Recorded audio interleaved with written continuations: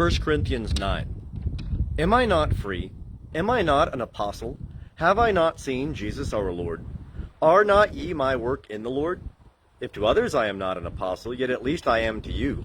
For the seal of mine apostleship are ye in the Lord. My defense to them that examine me is this: have we no right to eat and to drink?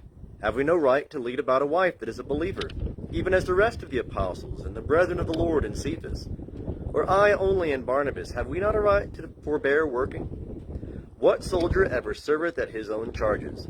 Who planteth the vineyard, and eateth not the fruit thereof? Or who feedeth the flock, and eateth not of the milk of the flock? Do I speak these things after the manner of men?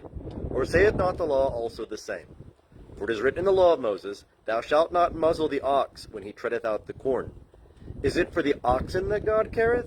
Or saith he it assuredly for our sake? Yea, for our sake it was written, Because he that ploweth ought to plow in hope, and he that thresheth to thresh in hope of partaking. If we sowed unto you spiritual things, is it a great matter if we shall reap your carnal things?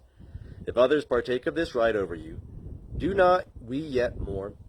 Nevertheless, we did not use this right, but we bear all things, that we may cause no hindrance to the gospel of Christ. Know ye not that they that minister about sacred things eat of the things of the temple, and they that wait upon the altar have their portion with the altar? Even so did the Lord ordain that they that proclaim the gospel should live of the gospel.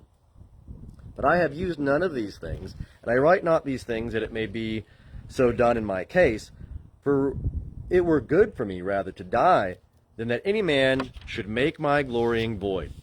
For if I preach the gospel, I have nothing to glory of, for necessity is laid upon me. For woe is me, if I preach not the gospel.